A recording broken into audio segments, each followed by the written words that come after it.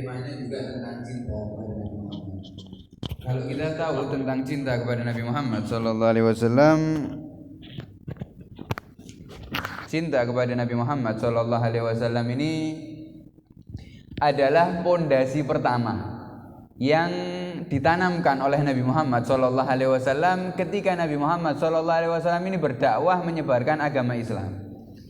Kalau kita pikirkan ibu-ibu, bapak-bapak, diwajibkannya sholat, diwajibkannya perintah-perintah atau hukum-hukum di dalam syariat ini, mayoritas atau paling banyaknya Allah mewajibkan dan menurunkan ayat tentang hukum syariat itu ketika Nabi Muhammad setelah hijrah, alias umat Islam ketika itu sudah kuat, sudah banyak, baru diperintahkan tentang perkara-perkara ibadah.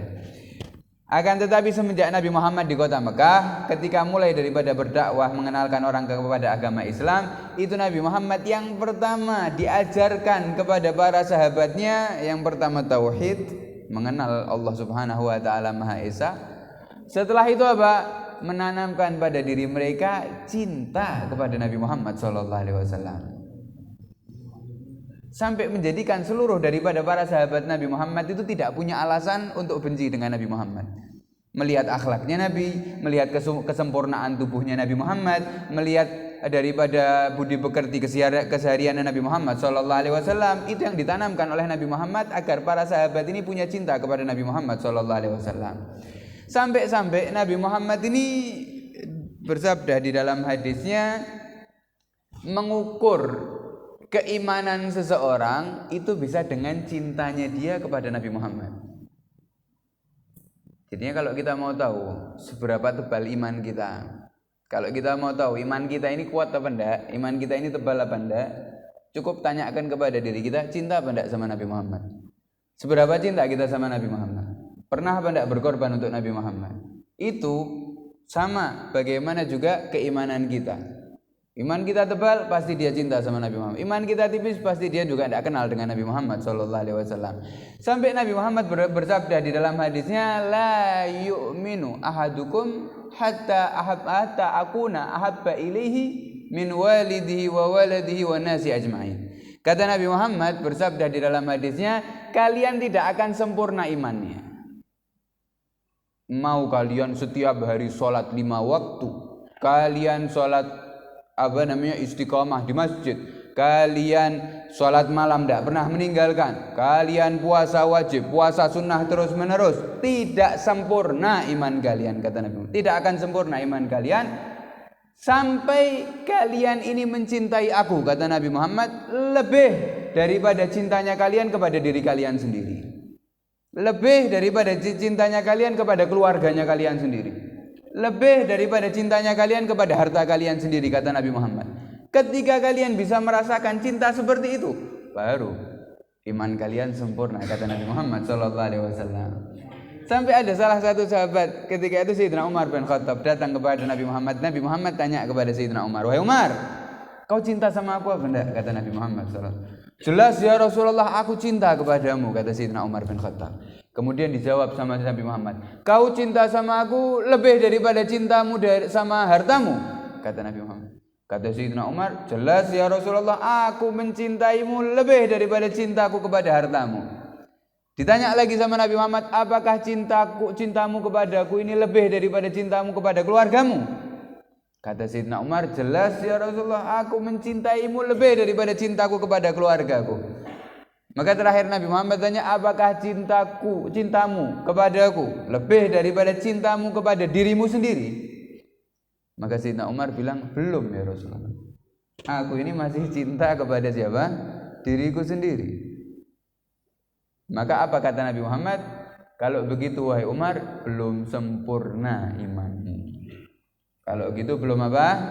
Belum sempurna. Kemudian Sayyidina Umar kembali, Sayyidina Umar memasang dirinya, menanamkan lebih dalam lagi tentang cintanya kepada Nabi Muhammad. Kemudian datang kepada Nabi Muhammad mengatakan, "Ya Rasulullah, kalau sekarang aku ini sudah mencintaimu lebih daripada cintaku kepada diriku sendiri," kata Sayyidina Umar. Maka Rasulullah baru menjawab, "Al-an ya Umar, baru sekarang imanmu ini menjadi sempurna." Jadi dari sini kita paham tentang hubungan agama kita dengan agama Islam ini dengan yang namanya cinta kepada Nabi Muhammad SAW ini tidak bisa dipisahkan. Seseorang yang ahli ibadah seperti apapun dia akan lebih sempurna, akan lebih tinggi kualitas ibadahnya jika memiliki dalam hatinya rasa cinta kepada Nabi Muhammad SAW. Orang alim seberapa tinggi ilmunya akan lebih sempurna daripada keilmuannya ketika dia kenal dan cinta dengan Nabi Muhammad SAW. Apapun daripada profesi manusia, apapun daripada ibadahnya, apapun daripada kegiatannya, kesibukannya, ketika dihiasi dengan rasa cinta kepada Nabi Muhammad SAW akan lebih indah. Tapi ketika rasa cinta kepada Nabi Muhammad ini hilang dari hati seseorang, maka apapun tidak akan bisa mengganti daripada cinta tersebut. Artinya orang tersebut tidak akan sempurna sama sekali. Maka dari sini kita paham bagaimana sih reaksi mereka para sahabat Nabi Muhammad SAW ini ketika sudah merasakan cinta kepada Nabi Muhammad. Karena kita ingin mengetahui, karena kita juga ingin mengetahui, kita ingin cinta kepada Nabi Muhammad. Terus orang yang cinta sama Nabi Muhammad itu harus gimana? Orang yang cinta sama Nabi Muhammad itu bagaimana? Para ulama mengatakan cinta ini kalau sudah masuk ke dalam hati manusia, maka akan memancarkan cahaya tersebut ya akan meresap kepada hati. Sekeras apapun hati manusia, kalau sudah kemasukan cinta kepada Nabi Muhammad, cahaya tersebut akan tembus sampai hatinya. Siapapun orang yang ahli maksiat sekalipun, satu-satunya cara untuk menembus hati kerasnya adalah cinta kepada Nabi Muhammad SAW. Ini namanya reaksi cinta. Dan cahaya cinta kalau sudah masuk ke dalam hati, maka akan muncul reaksi. Nah, ini yang dinamakan cinta ini jujur atau cinta palsu. Kita kan tidak bisa mengetahui. Kalau saya hanya mengatakan saya ini cinta, mana buktinya? Semua orang bisa mengatakan cinta. Tapi harus ada sesuatu yang meyakinkan cinta benar atau tidak.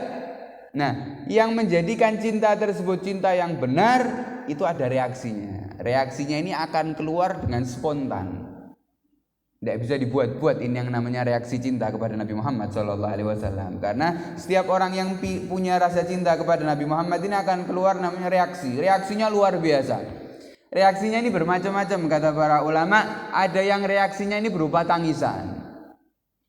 Setiap ingat sama Nabi Muhammad, baca kisahnya Nabi Muhammad, sholawat kepada Nabi Muhammad, nangis, rindu sama Nabi Muhammad SAW, pingin ketemu sama Nabi Muhammad, ngelihat perjuangannya Nabi Muhammad untuk kita, ngelihat daripada doa-doanya Nabi Muhammad, kemudian perjuangan Nabi Muhammad SAW untuk kita, syafaatnya Nabi Muhammad nanti. Orang ini nangis, ini reaksi cinta juga. Ada juga orang yang bereaksi ini daripada gerakan, bergetar badannya, bergetar tangannya, sampai hilang rasa ngantuknya. Ini juga termasuk daripada reaksi cinta ketika mendengarkan daripada nama Nabi Muhammad SAW, bergetar lisannya untuk bersolawat kepada Nabi Muhammad. Ini reaksi cinta juga. Dan masih banyak lagi daripada reaksi-reaksi cinta. Maka kalau kita mau tahu, ayo kita bahas.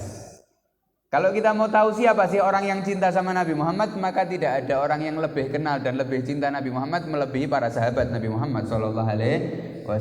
Karena mereka para sahabat ini orang yang duduk langsung sama Nabi Muhammad, memandang wajahnya Nabi Muhammad, kenal sama Nabi Muhammad. Maka ayo kita bahas sedikit daripada cintanya para sahabat atau reaksi cintanya para sahabat ini kepada Nabi Muhammad SAW. Ini sangat luar biasa. Dikisahkan ada salah satu sahabat namanya Hubayb bin Zaid. Sahabat Hubayb bin Zaid ini adalah salah satu utusannya Nabi Muhammad SAW yang dikirim oleh Nabi Muhammad untuk menemui nabi palsu.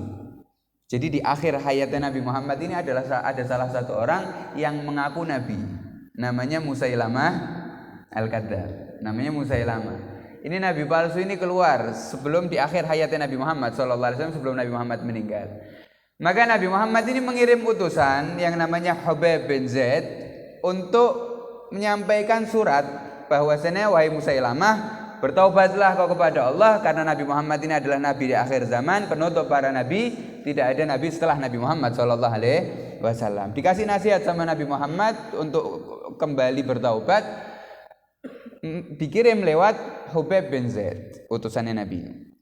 Dan daripada persyaratan ketika ada dua kerajaan, ketika satu sama lain saling mengirim atau satu sama lain saling mengirim utusan, itu utusan tidak boleh dibunuh. Kalau utusan sampai dibunuh berarti namanya mengumandangkan perang. Maka Hubayb bin Zaid ini datang ke tempatnya Musailamah al-Kadzdzab, memberikan daripada suratnya Nabi Muhammad SAW. Dilihat sama Musailamah suratnya, dibuang suratnya sama Musailamah. Justru Hubayb bin Zaid ini dikurung. Bukan hanya dikurung, tapi dijatuhkan hukum untuk dieksekusi, dipenggal kepalanya. Sampai setelah dijatuhkan hukum untuk dibunuh, Musailamah datang ke penjaranya Hubayb ini mengatakan, wahai Hubayb, aku akan lepaskan kamu, tapi dengan satu syarat. Kau tidak jadi tak hukum mati, tapi dengan satu syarat. Apa syaratnya? Kata Hubayb, syaratnya tolong ya, ketika aku sudah kau lepaskan, bawa itu orang yang namanya Muhammad agar aku bisa tangkap di sini. Alias kau gantikan tempatmu ini dengan tempatnya Muhammad. Jadi kan Muhammad ini yang aku kurung katanya. Apa kata Hubayb bin Zaid? Hubayb bin Zaid mengatakan, ini kata-kata tidak mereka rancang sebelumnya. Ini kata-kata langsung keluar daripada hati. Mengatakan, demi Allah, seandainya Nabi Muhammad SAW ini tertusuk duri kakinya, sedangkan aku enak-enak tidur di rumah, aku tidak akan ridho dengan ketentuan seperti itu. Nabi Muhammad tertusuk duri kakinya, aku tidak ridho kan. Apalagi kau memerintahkan aku untuk menggantikan tempatku ini menjadi tempatnya Nabi Muhammad SAW. Tidak ridho aku kan. Marah Musailamah ketika dijawab seperti itu. Maka Musailamah memerintahkan daripada algojonya untuk memulai eksekusinya. Sebelum dimulai eksekusinya, Musailamah mengatakan, bertanya lagi kepada Hubayb bin Zaid, wahai Hubayb,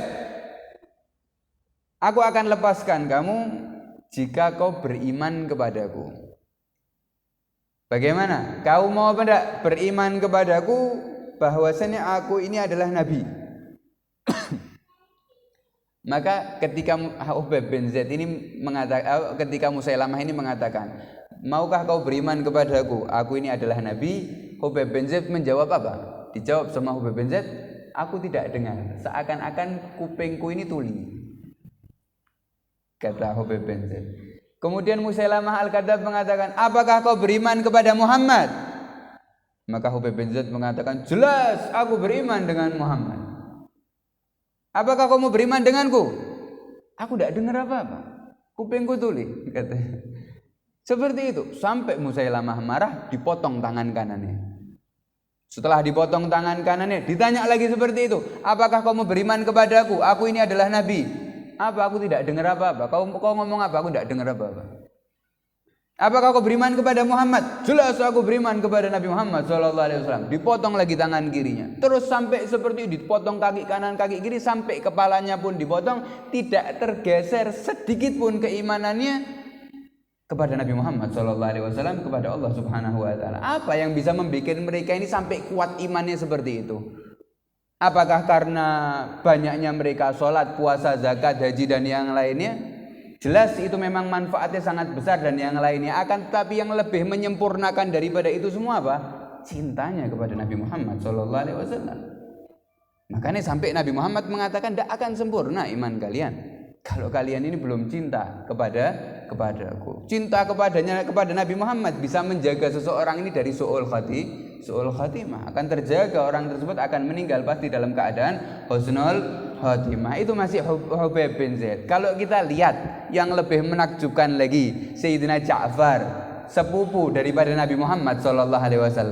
Sepupunya Nabi Muhammad ini namanya Sayyidina Ja'far. Sayyidina Ja'far ini diutus oleh Nabi Muhammad untuk menjadi panglima perang. Ketika itu Nabi Muhammad tidak hadir di dalam peperangannya. Nabi Muhammad hanya mengutus pasukan. Yang menjadi pemimpin adalah Sayyidina Ja'far At-Tayyar. Ketika itu perang Mu'tah. Sayyidina Ja'far At-Tayyar ketika beliau menjadi pemimpin, ya, memegang daripada panjinya Nabi Muhammad SAW sampai berkecamuknya perang yang sangat luar biasa, sampai tangan kanan ini tertebas tangan kanannya, maka panjinya tersebut jangan sampai jatuh, dipegang dengan tangan kirinya. Dipegang dengan tangan kirinya, tertebas lagi tangan kirinya, panjinya tersebut disendarkan di lehernya. Sampai lehernya pun tertebas meninggal dunia. Sedangkan kalau kita tahu ibu-ibu, bapak-bapak, kota Madinah sama Mu'tah, tempat peperangan tersebut sangat jauh. Ya, perjalanan lebih daripada 2 minggu atau 3 minggu, bahkan 1 bulan. Ini kota Madinah, ini Mu'tah. Ketika Sayyidina Ja'far At-Tayyar ini terpenggal, terbunuh, maka Nabi Muhammad ini di kota Madinah masih duduk sama para sahabatnya. Tiba-tiba Nabi Muhammad ini bilang, Waalaikumsalam. Para sahabat bingung, ya Rasulullah, tidak ada yang salam, tidak ada yang mengucapkan salam. Kenapa kau menjawab Waalaikumsalam? Kata Nabi Muhammad SAW, ini baru saja Ja'far yang aku perintahkan untuk menjadi panglima baru saja terbunuh. Setelah terbunuh, Allah Subhanahu wa taala menggantikan karena keberaniannya di dalam pengorbanannya di jalan Allah Subhanahu wa taala, Allah menggantikan 2 tangan yang terputus di jalan Allah menjadi sayap. Menjadi apa?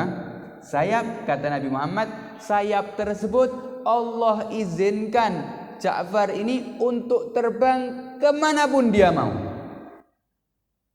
Ini yang harus kita ingat ini. Nabi Muhammad bilang apa? Allah menggantikan kedua tangannya Ja'far ini dengan sayap untuk terbang kemanapun dia mau. Kemudian dia pun terbang ke kota Madinah tadi dan mengucapkan salam kepadaku. Maka aku pun menjawab Waalaikumsalam, kata Nabi Muhammad SAW. Maka dijuluki Ja'far At-Tayyar. At-Tayyar ini yang bisa terbang karena digantikan tersebut. Inti daripada kisah tersebut apa? Intinya gini, kalau kita lihat Sayyidina Ja'far itu dikasih sayap, bisa terbang kemanapun, walaupun ke surga, walaupun ke langit pertama, kedua, ketiga, keempat, kelima, keenam, ketujuh, boleh. Tapi kenapa kok Sayyidina Ja'far ini malah terbangnya ke kota Madinah? Padahal dia bisa ke langit pertama, indah, ke langit kedua, lebih indah lagi, ke langit ketiga, lebih indah lagi.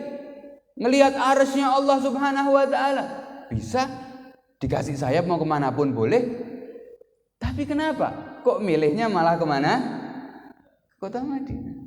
Karena Sayyidina Ja'far tahu yang paling indah makhluknya Allah adalah Nabi Muhammad SAW.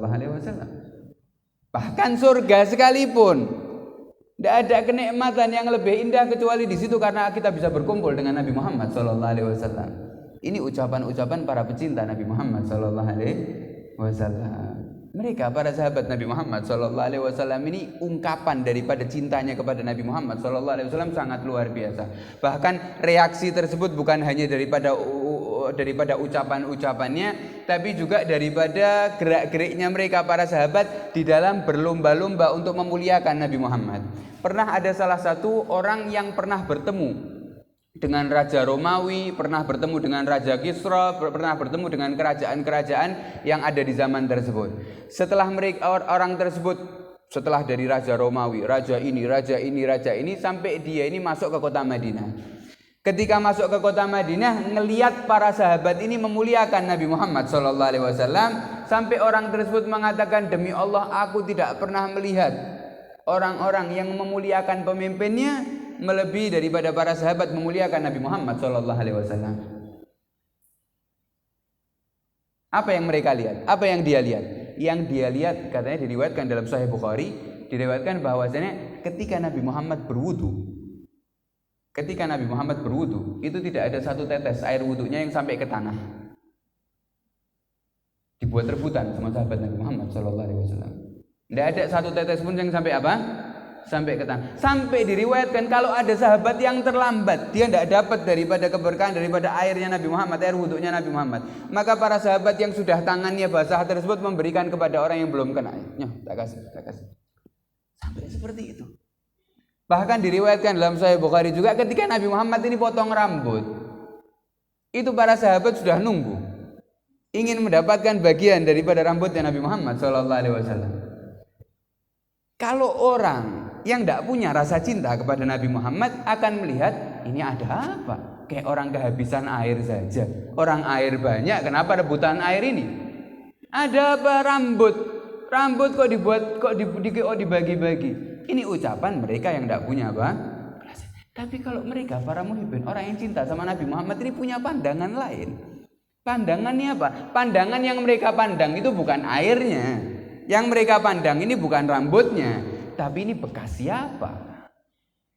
Ini air wudhunya orang yang akan membuka pintu surga nanti. Ini air wudhunya orang yang akan memberikan syafaatul udma nanti. Ini air wudhunya orang yang akan memberikan syafaat kepada manusia nanti. Ini air wudhunya orang yang seandainya orang ini tidak diciptakan, Allah tidak akan menciptakan alam semesta. Ini pandangannya mereka para pecinta Nabi Muhammad sallallahu alaihi wasallam. Kalau hanya manusia wajar, tapi yang cinta sama Nabi Muhammad sallallahu alaihi wasallam ini bukan hanya dari manusia. Sampai ada daripada mimbarnya Nabi Muhammad. Nabi Muhammad ini ketika sampai di kota Madinah dibuatkan mimbar sama orang-orang Bani Najjar. Dibuatkan mimbar, tapi selama setahun, 2 tahun, 3 tahun, 4 tahun, 5 tahun, 6 tahun ini mimbarnya semakin sudah tidak layak untuk dipakai Nabi Muhammad. Sehingga para sahabat ini inisiatif untuk membikinkan mimbar yang yang baru. Maka mimbar yang lama tadi itu ditaruh di belakang masjid. Ditaruh di belakang masjid, diganti mimbar yang mimbar yang baru. Nabi Muhammad khutbah, tengah-tengah khutbah Nabi Muhammad pakai mimbar yang baru. Ini terdengar suara tangisan, rengean yang diriwayatkan di dalam hadis. Suara tangisan tersebut seperti unta yang kehilangan anaknya. Keras sekali suaranya. Dan yang mendengarkan bukan Nabi Muhammad, tapi satu masjid, sahabat Nabi Muhammad ini mendengarkan. Sampai sahabat ini satu sama lain saling bingung. Tidak ada yang mendengarkan khutbahnya Nabi Muhammad, tapi nyari ini suara dari mana? Ini untanya siapa yang lepas? Satu-satu masjid ini dengar. Kemudian Nabi Muhammad tiba-tiba memberhentikan khutbahnya. Nabi Muhammad turun, Nabi Muhammad jalan ke belakang masjid. Ternyata suara tersebut berasal dari apa? Dari mimbar. Dari mimbar yang lama. Tidak lama kemudian dipeluk mimbar tersebut sama Nabi Muhammad SAW. Setelah dipeluk, suara mimbarnya itu semakin lama semakin pelan seperti tangisan bayi. Kalau kita bayi nangis tersebut, ya kalau ada bayi nangis kemudian ditenangkan sama ibunya, tangisannya semakin reda sampai hilang tangisan tersebut. Seperti itu juga suara tangisan daripada pelepah korma yang dijadikan mimbar lama oleh Nabi Muhammad. Hilang sampai hilang suaranya, Nabi Muhammad kembali ke mimbar dan mengatakan, "Apakah kalian tahu?" kata Nabi Muhammad, "kenapa mimbar tersebut menangis?" Nabi Muhammad mengatakan mimbar tersebut menangis karena takut jauh dari aku. Takut jauh dari aku. Padahal jauhnya seberapa sih? Padahal tidak dibuang, mimbar tersebut cuma ditaruh di belakang masjid. Masih kelihatan sama Nabi, masih dekat sama Nabi. Cuman rasa takut, tidak mau pisah sama Nabi Muhammad SAW sampai membuat seperti itu. Bahkan Nabi Muhammad mengatakan di dalam khutbahnya, seandainya mimbar tersebut tidak aku tenangkan, maka mimbar tersebut akan menangis sampai hari kiamat. Dan kalian akan terus, anak-anak cucu kalian akan mendengarkan daripada tangisan tersebut. Ayo kita pikirkan. Ini rahmatnya Nabi Muhammad. Nabi Muhammad itu ketika mendengarkan suara tangisan mimbar, Nabi Muhammad rela memutus khutbah. Khutbah diputus sama Nabi Muhammad cuman gara-gara apa? Mimbar yang nangis. Tapi mimbar tersebut nangis karena apa? Karena cinta. Kalau kita pikirkan, mimbar saja yang nangis karena Nabi Muhammad rela turun dari khutbahnya, memberhentikan khutbahnya untuk menenangkan tangisan tersebut. Bagaimana kalau yang nangis ini umatnya Nabi Muhammad SAW? Bagaimana kalau yang nangis ini kita manusia yang mengaku cinta dengan Nabi Muhammad? Bagaimana kalau yang nangis karena rindu kepada Nabi Muhammad ini kita? Tentunya Nabi Muhammad SAW akan lebih memperhatikan kita. Karena kita ini orang yang manusia yang paling dicintai sama Nabi Muhammad adalah umatnya. Yang diperhatikan oleh Nabi Muhammad adalah umatnya. Kalau mimbar saja ditenangkan, apalagi kita manusia. Kita lebih kenal lagi sama Nabi Muhammad, lebih cinta lagi kepada Nabi Muhammad SAW. Mimbar seperti itu. Begitu juga daripada binatang-binatang termasuk untanya Nabi Muhammad SAW. Sampai Gunung Uhud sekalipun. Gunung Uhud ketika dinaiki sama Nabi Muhammad SAW bergetar. Nabi Muhammad mengatakan, "Uskun, diamlah wahai gunung. Yang ada di atasmu ini adalah Nabi." Maka diam ini gunung Uhud. Ketika dinaiki sama Nabi Muhammad bergetar. Maka Nabi Muhammad mengatakan kepada para sahabatnya, gunung Uhud ini adalah gunung yang cinta sama aku. Maka aku pun cinta sama dia. Kata Nabi Muhammad sallallahu alaihi wasallam. Ini reaksi daripada mereka yang cinta kepada Nabi Muhammad sallallahu alaihi wasallam. Kemudian apa sih derajatnya orang yang cinta sama Nabi? Apa sih keistimewaannya? Kalau kita tahu, Bu, Pak, para sahabat ini memperhatikan Nabi Muhammad sallallahu alaihi wasallam. Nabi Muhammad ini selalu mendahulukan salah satu sahabatnya yang bernama Sayyidina Abu Bakar As-Siddiq. Para sahabat ini ngelihat Nabi Muhammad ini ada apa-apa mesti manggilnya Sayyidina Abu Bakar. Mau kemana sama Sayyidina Abu Bakar. Ini sedikit sama Sayyidina Abu Bakar. Dikit-dikit sama Sayyidina Abu Bakar. Sampai-sampai para sahabat yang lain ini mengatakan, "Ya Rasulullah, kenapa itu Sayyidina Abu Bakar itu kok kau unggulkan terus di mana-mana?" Bahkan setiap di majelis itu Sayyidina Abu Bakar pasti di kanannya Nabi Muhammad SAW. Sampai para sahabat ini bingung, kenapa memperlakukan Sayyidina Abu Bakar sampai segitunya? Maka dijawab sama Nabi Muhammad SAW. Nabi Muhammad menjawab, "Ma sabaqakum Abu Bakar bi kathratis shalah wala siyam walakin bi syai'in waqara fi qalbi." Katanya Nabi Muhammad, aku ini tidak mengunggulkan, tidak memuliakan Sayyidina Abu Bakar ini bukan karena banyak sholatnya, bukan juga karena banyak puasanya. Walaupun memang Sayyidina Abu Bakar ini banyak sholat, banyak puasa, tapi bukan karena itu, kata Nabi Muhammad. Tapi aku mengunggulkan ini Sayyidina Abu Bakar ini karena sesuatu yang sudah menetap di dalam hatinya. Apa sesuatu tersebut? Sesuatu tersebut adalah cinta kepada Nabi Muhammad sallallahu alaihi wasallam. Artinya cintanya Sayyidina Abu Bakar kepada Nabi Muhammad sallallahu alaihi wasallam ini sudah mendalam. Bahkan setelah sepeninggal Nabi Muhammad sallallahu alaihi wasallam, Sayyidina Abu Bakar ini di atas sering dilihat oleh istrinya yang bernama Sayyidah Asma, sering dipandang oleh istrinya. Sayyidina Abu Bakar ini menyendiri di atap rumahnya, duduk memegang kedua kakinya seraya mengatakan wa Muhammadah, terus sholawat kepada Nabi Muhammad, karena rindu kepada Nabi Muhammad sallallahu alaihi wasallam yang tidak terbendung. Kalau kita juga sudah dijelaskan di dalam Al-Qur'an. Kita baca di dalam Al-Qur'an surat Al-Maidah ayat 15. Allah Subhanahu wa taala berfirman, "Qad ja'akum minallahi nur wa kitabum mubin." Kata Allah Subhanahu wa taala berfirman, telah datang kepada kalian nur, cahaya, yang dimaksud adalah Nabi Muhammad sallallahu alaihi wasallam, wa kitabum mubin, dan Al-Qur'an. Cahaya yaitu Nabi Muhammad dan Al-Qur'an. Kalau kita merenungkan, kenapa di sini Allah Subhanahu wa taala kok mendahulukan ketika menjelaskan yang telah datang kepada kalian ini dua pedoman hidup, yang pertama cahaya Nabi Muhammad, yang kedua Al-Quran.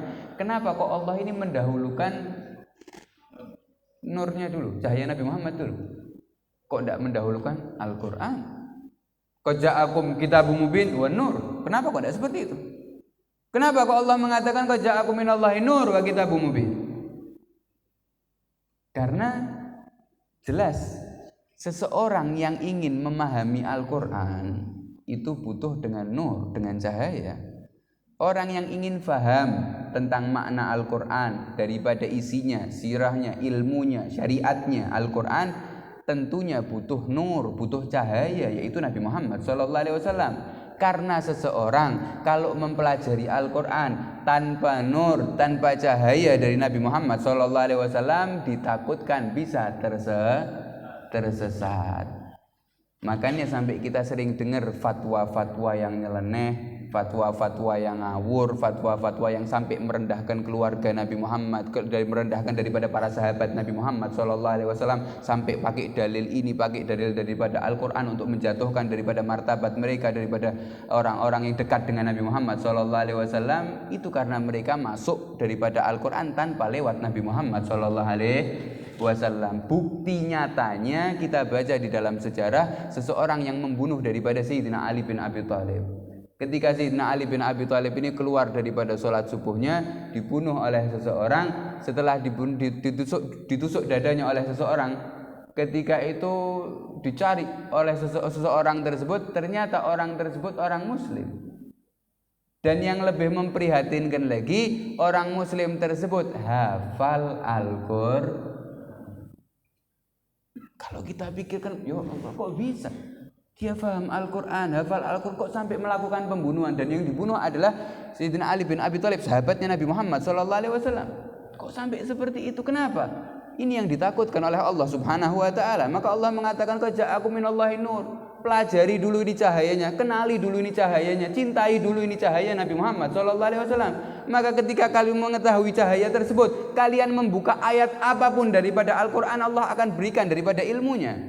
Bahkan Nabi Muhammad dikatakan oleh Sayyidah Khadijah, ketika Sayyidah Aisyah radhiyallahu anha, Sayyidah Aisyah ini ketika ditanya oleh para sahabat Nabi Muhammad SAW, bagaimana akhlaknya Nabi Muhammad? Maka Sayyidah Khadijah mengatakan, Nabi Muhammad ini Al-Quran berjalan. Nabi Muhammad ini apa? Al-Quran berjalan. Sehingga kalau ada pertanyaan, kenapa sih para sahabat itu dulu tidak butuh dengan tafsir? Para sahabat itu tidak butuh dengan kitab-kitab tafsir. Kenapa? Karena mereka punya Rasulullah. Mereka ngelihat Rasulullah itu sudah semua tafsir daripada Al-Quran. Kenal sama Nabi Muhammad, cinta sama Nabi Muhammad, ini kita akan dikirim oleh Allah Subhanahu wa taala untuk menjadi dekat kepada Allah Subhanahu wa taala. Kemudian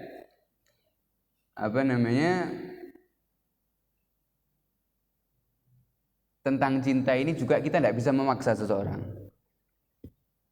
Dikatakan di dalam sebuah riwayat bahwasannya cinta ini adalah rizki.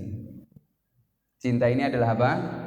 Rizki. Sebagaimana di antara kita ini ada yang kaya, ada yang miskin. Yang kaya tidak bisa dipaksa menjadi miskin, yang miskin juga tidak bisa dipaksa menjadi apa? Kaya. Karena itu sudah takdir dari Allah Subhanahu wa taala, bagian daripada yang sudah Allah tentukan, kadar rizkinya tidak kurang tidak lebih. Sama cinta itu juga seperti itu. Kita tidak bisa maksa orang untuk cinta sama Nabi Muhammad, tidak bisa. Tapi buat orang yang sudah cinta sama Nabi Muhammad, beruntung kalian. Beruntung yang sangat luar biasa. Karena Allah tidak ngasih rasa ini kepada semua orang. Tapi yang dikasih sama Allah Subhanahu wa taala memang orang-orang yang ingin didekatkan sama Allah Subhanahu wa taala kepada Nabi Muhammad sallallahu alaihi wasallam. Memang orang-orang yang dikasih rasa cinta sama Nabi Muhammad sallallahu alaihi wasallam ini adalah orang-orang yang dikhususkan sama Allah Subhanahu wa taala. Maka jangan salahkan ketika seseorang ini mengkritik orang-orang yang cinta sama Nabi Muhammad, tidak masalah. Memang pandangan daripada para muhibbin, orang yang cinta sama Nabi Muhammad sama orang yang tidak cinta sama Nabi Muhammad ini beda. Beda pandangannya. Makanya kita katakan tidak bisa dipaksa orang untuk mencintai, karena cinta ini adalah rizki dari Allah Subhanahu wa taala. Sebagaimana Rasulullah SAW ini ketika mengungkapkan rasa cintanya kepada istrinya yang bernama Sayyidah Khadijah, Rasulullah mengatakan qad ruziktu hubbuha. Aku ini sudah dikasih rizki sama Allah berupa cintaku kepada Sayyidah Khadijah. Berupa cintaku kepada istriku ini aku sudah dikasih rizki. Rasulullah bilangnya gitu. Jadi memang cinta ini tidak bisa dipaksa. Cinta ini adalah rizki dari Allah Subhanahu wa ta'ala. Akan tapi kita ini bisa minta sama Allah agar terus diisi hati kita dengan rasa cinta kepada Nabi Muhammad SAW, rasa rindu kepada Nabi Muhammad SAW.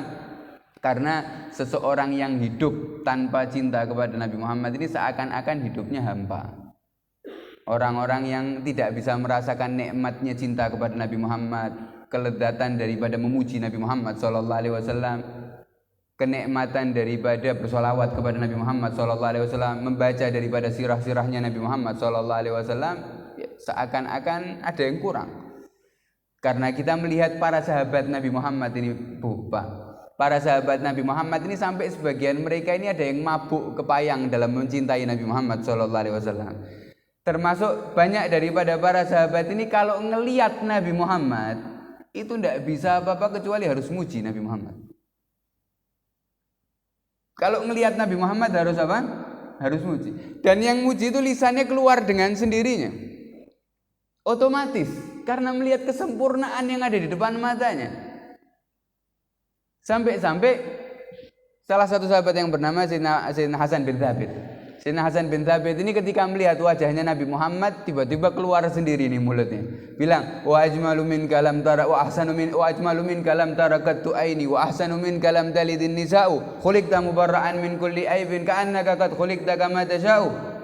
Kata Sayyidina Hasan bin Thabit ketika melihat wajahnya Nabi Muhammad, sungguh wahai Muhammad, yang lebih tampan darimu tidak pernah dipandang oleh mata ini. Aku ini sudah hidup sekian tahun, tapi tidak pernah melihat orang yang lebih tampan darimu. Wa ahsanu min kalam talidin nisa'u. Orang yang lebih indah darimu tidak pernah dilahirkan oleh wanita manapun. Mulai daripada barat ke timur, tidak ada manusia wanita yang melahirkan manusia yang lebih sempurna darimu. Tidak ada. Khuliqta mubarra'an min kulli aibin. Kamu ini diciptakan wahai Muhammad, tidak ada aib sedikit pun. Mulai dari ujung rambut sampai ujung kaki, Nabi Muhammad tidak ada apa? Aibnya. Nabi Muhammad tidak ada daripada bau yang tidak sedap. Kotoran pun Nabi Rasulullah SAW tidak pernah terlihat. Sempurna, tidak ada aib sama sekali. Matanya, hidungnya, telinganya, lisannya, tangannya, kakinya, cara berjalannya, cara bicaranya, sempurna ini Nabi Muhammad.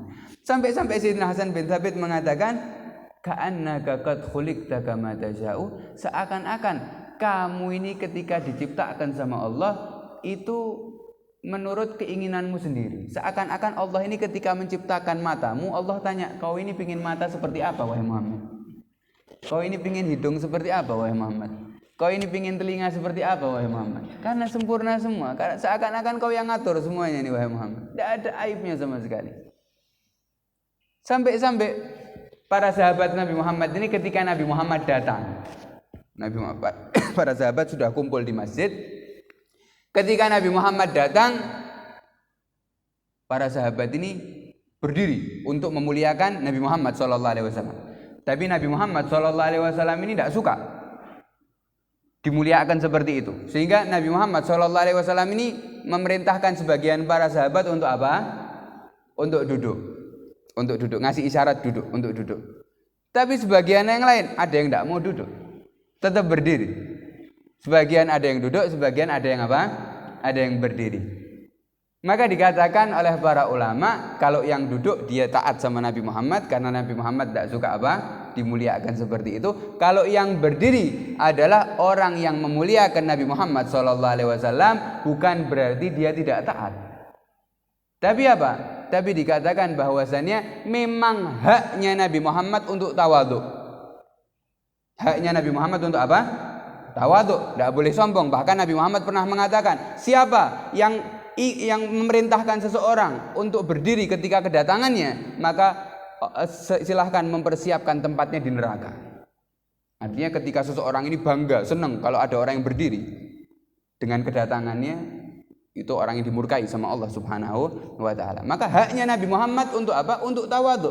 Tapi haknya kita untuk memuliakan Nabi Muhammad SAW. Sampai para sahabat, ada salah satu sahabat ketika melihat ada para sahabat yang duduk dan yang berdiri, mengatakan, ajib qiyami lil azizi alayya fardun wa tarkul fardi ma hu mustaqimu. Ajibtu liman yara hadzal jamala wa la yaqumu. Kata salah satu sahabat mengatakan, berdiriku untuk orang yang mulia seperti Nabi Muhammad SAW adalah wajib hukumnya. Wajib maksudnya arti kata cinta, karena cinta kepada Nabi Muhammad. Wa tarkul fardi ma hu mustaqimu, dan meninggalkan sesuatu yang wajib itu tidak bagus. Ajibtu liman lahu aklun salimun, katanya aku heran sama orang yang punya akal yang waras, ketika melihat keindahan Nabi Muhammad SAW dia tidak mau berdiri. Sampai seperti itu para sahabat Nabi Muhammad SAW ini bermacam-macam, beragam-ragam di dalam bagaimana cara memuliakan Nabi Muhammad SAW. Maka ayo kita yang di sini masih ada atau mungkin hari terakhir ini bulan Maulid Nabi Muhammad SAW. Jadi kan mudah-mudahan malam terakhir atau penutupan bulan Maulid ini adalah penutupan yang paling istimewa buat kita. Setiap di antara kita minta sama Allah Subhanahu wa taala tidak keluar dari tempat ini kecuali sudah diisi hati kita dengan rasa cinta kepada Nabi Muhammad SAW, rasa rindu kepada Nabi Muhammad SAW, agar kita pantas untuk mendapatkan syafaat Nabi Muhammad SAW.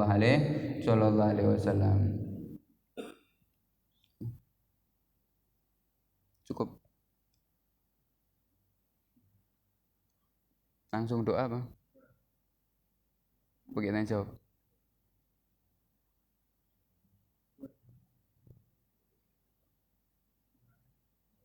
MC-nya mana?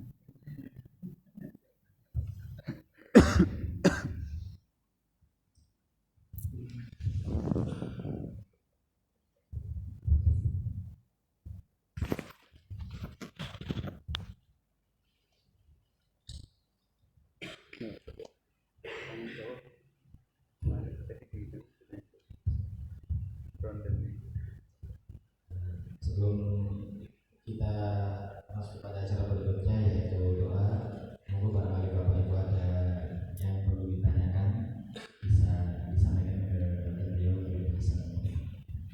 Monggo barangkali ada yang bertanya.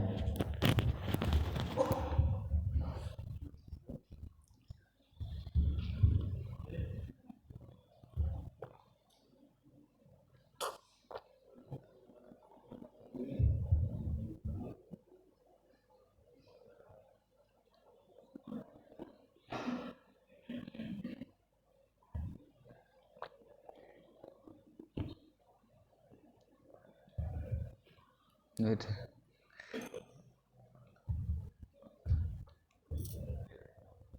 Monggo. Salam. Satu pertanyaan, salah satu indikasi kita cinta kepada Rasulullah SAW adalah seringnya kita melakukan sholawat. Di masyarakat kita atau di umat Islam ini ada kelompok yang demam atau senang dengan sholawat dan ada yang kurang senang. Kira-kira ini kenapa dan bagaimana seharusnya sholawat yang harus kita lakukan sehingga seluruh umat Islam ini betul-betul mengakses sholawat ini sebagai tanda cinta kita kepada Nabi Muhammad SAW. Ya. Ya, kita adalah umat Nabi Muhammad SAW dan Nabi Muhammad SAW itu senantiasa mengatakan bahwasanya semua umatku aku selalu berdoa mintakan kepada Allah agar semuanya masuk surga. Artinya keinginan Nabi Muhammad SAW ini semua umatnya masuk surga. Kemudian adapun yang ada perbedaan di dalam umatnya Nabi Muhammad SAW di dalam cara mengungkapkan rasa cintanya kepada Nabi Muhammad SAW, maka itu tidak perlu menjadi masalah. Ada sebagian umatnya Nabi Muhammad ini yang mengungkapkan rasa cintanya Nabi Muhammad dengan berkumpul, dengan membacakan qasidah-qasidah Nabi Muhammad, dengan membagi-bagikan makanan, dengan membagi-bagikan daripada harta sebagai rasa syukurnya dan rasa cintanya diutusnya Nabi Muhammad kepada kita, kelahiran Nabi Muhammad SAW. Ada yang seperti itu. Ada yang juga dengan ungkapan cintanya mereka kepada Nabi Muhammad dengan bersolawat kepada Nabi Muhammad tapi dengan sendirian. Bersolawat dengan Nabi Muhammad di rumahnya masing-masing, bersolawat dengan Nabi Muhammad SAW, ataupun dengan mengikuti daripada sunnah-sunnahnya Nabi Muhammad, dengan menghidupkan daripada amalan Nabi Muhammad SAW juga sama. Sebagaimana kita sekarang mengatakan, kita juga dikatakan kurang kalau kita ini cuman solawatan tapi cuman di tempat saja, tapi ketika sudah keluar tidak ada sunnahnya Nabi Muhammad yang kita kerjakan, itu juga jadi kurang kita. Artinya satu sama lain kita harus saling melengkapi. Contohnya sekarang kita tanya di sini, jenengan hadir di sini yakin kan karena cinta kepada Nabi Muhammad SAW. Jenengan hadir di sini karena ingin syafaat Nabi Muhammad. Jenengan hadir di sini karena memang bangga dengan Nabi Muhammad SAW, ingin mengharap syafaat Nabi Muhammad SAW. Tapi saya tanya, dari yang hadir di sini, tadi yang masuk masjid pakai kaki kanan berapa orang? Nah, angkat tangan aja. Sepertiga enggak ada, sepertiga, seperempat enggak ada. Padahal kita ini umatnya Nabi yang bangga, yang kumpul untuk Nabi, yang membangga-banggakan Nabi, tapi masuk masjid enggak ingat sama sunnahnya. Nah, kekurangan kita.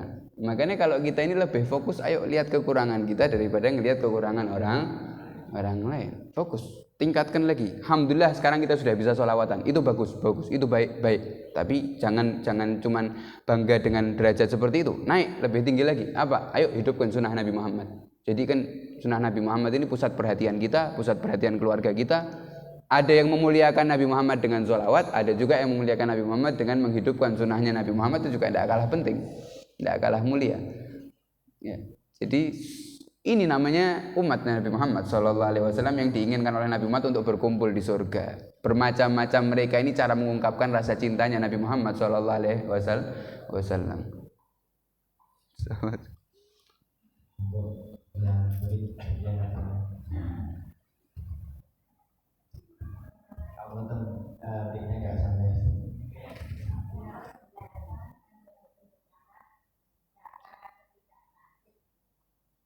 Apa?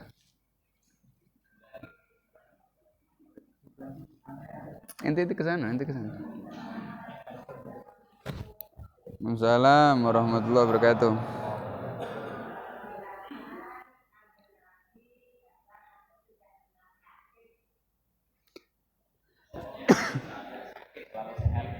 Kenapa Nabi selalu sehat? Penjelasan Nabi tidak pernah apa? Siapa bilang?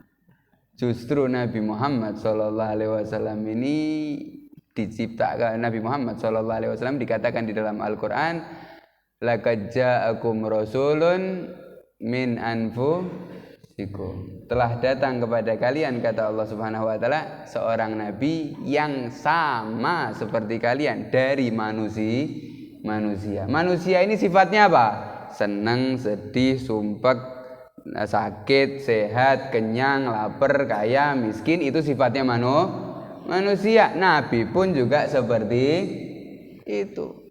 Hikmahnya apa kok Nabi Muhammad dikasih sehat, Nabi Muhammad dikasih sakit? Hikmahnya buat apa? Agar kita bisa ngikuti. Kalau sekarang kita dalam keadaan kaya, lihat Nabi Muhammad pernah kaya. Nabi Muhammad kalau kaya bagaimana? Ikuti. Kita dalam keadaan miskin, Nabi Muhammad pernah apa? Pernah miskin. Lihat Nabi Muhammad ketika miskin bagaimana? Kita sakit, lihat Nabi Muhammad juga pernah apa?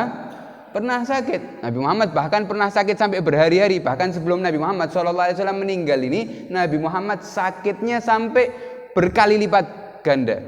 Nabi Muhammad itu panas badannya sampai salah satu sahabatnya Nabi Muhammad mengatakan, "Ya Rasulullah, panas di tubuhmu ini lebih parah daripada panasnya orang-orang yang sakit biasa."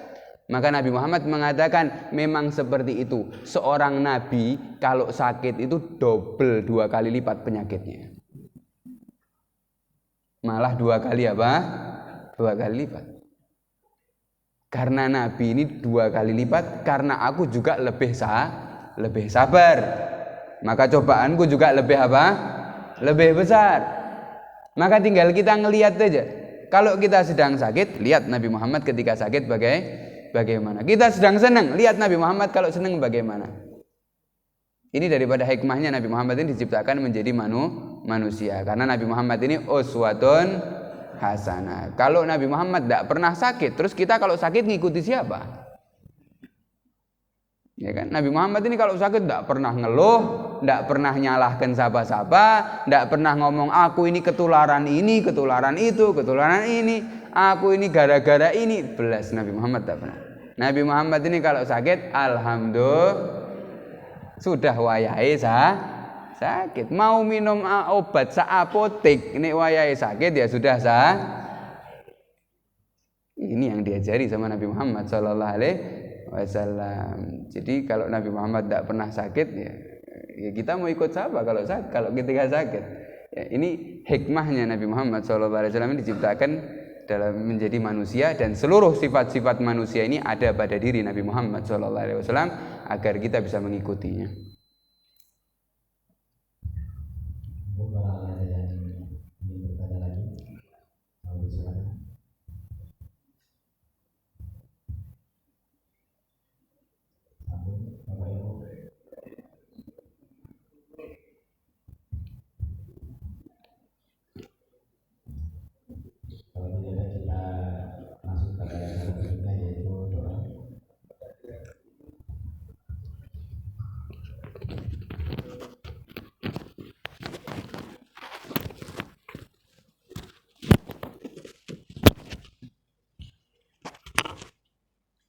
Bismillahirrahmanirrahim. Alhamdulillah.